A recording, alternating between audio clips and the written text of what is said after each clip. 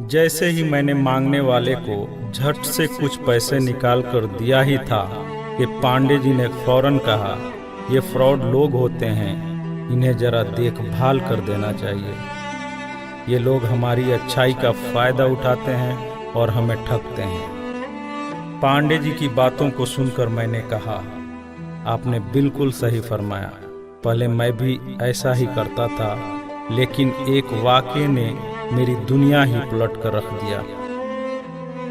रोज की तरह मैं घर से ऑफिस के लिए जा रहा था कि रास्ते में एक शख्स फुटपाथ के किनारे अपना बीमार बच्चा लेटाए हुए उसे हॉस्पिटल ले जाने के लिए भगवान के नाम पर टैक्सी का किराया मांग रहा था। वो कभी किसी पैदल का बाजू पकड़कर हाथ जोड़ देता, मेरा बच्चा बचा लें, मुझे टैक्सी का किराया दे दें, तो कभी किसी गाड़ी वाले को हाथ देकर रोकता और उसके पीछे भागता कि वो कार में उसके बच्चे को हॉस्पिटल पहुंचा दे।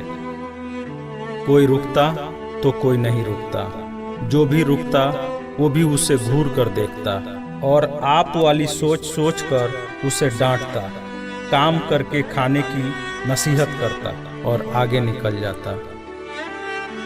मैं जैसे ही अपनी कार पार्क कर रहा था कि उसकी नज़र मुझ पर भी पड़ी और वो मेरे गाड़ी के सामने आकर खड़ा हो गया था और मेरे रुकते ही मेरे दरवाजे के शीशे पे जोर जोर से पीटने लगा। जैसे ही मैंने गिलास नीचे किया, उसने मेरा हाथ पकड़ लिया और कहने लगा, भाईजान, खुदा के लिए मेरे बच्चे की ज़िंदगी बचा लें, उसे सख्त बुखार है। आप नीचे उतरकर उसको देख तो लें तो आपको यकीन आ जाएगा। आप देंगे तो शायद किसी और को भी एतबार आ जाए। मगर मैं भी उसी की तरह सोच रहा था।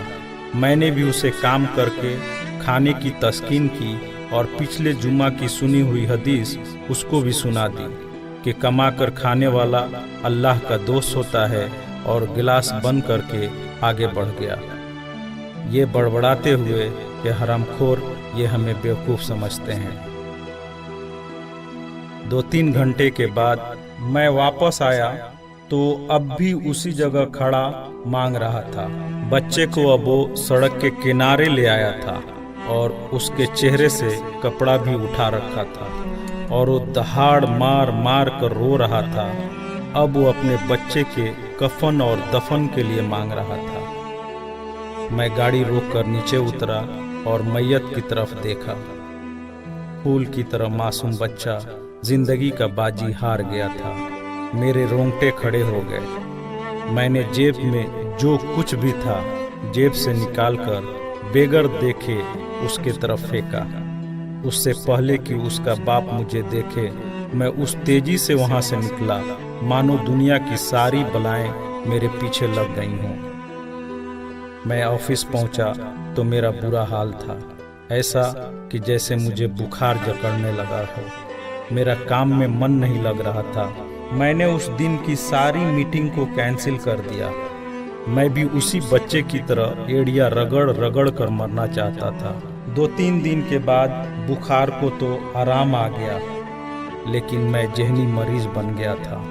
मुझे लगता था कि मेरी उसी सोच से वो बच्चा मर गया। कुछ दिन गुजरे, मैं ऑफिस में स्टाफ से बात कर रहा था।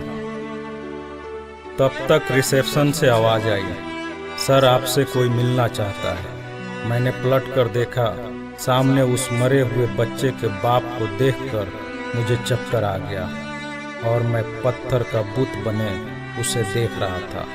तभी उसने अपने जेब में हाथ डालकर कुछ पैसे निकाले और मेरा शुक्रिया अदा करके कहने लगा कि आपके पैसे बड़ी बरकत वाले थे।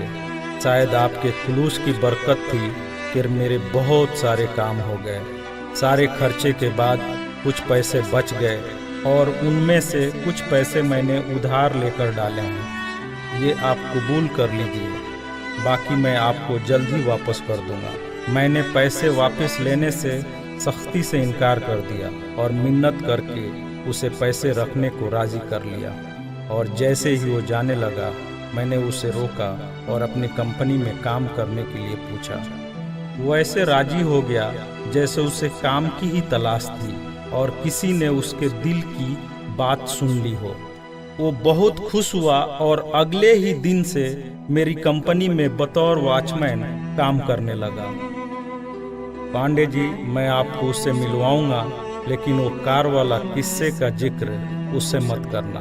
उसने आज तक नहीं पहचाना कि उसने मेरा भी कार रोककर मुझसे मदद मांगी थी। वो मुझे एक बड़ा ही नेक इंसान समझता है, जिसने उस बच्चे की लाश देखकर अपना सब कुछ निकाल कर दे दिया। पांडे जी, उस दिन के बाद से मैं किसी को खाली हाथ नहीं लौटाता। थोड़ा सा देने से ना वो अमीर होता है और ना मैं गरीब, बस दिल को तसल्ली होती है। और रह गई लूटने की बात, तो पांडे जी हमें कौन नहीं लूटता।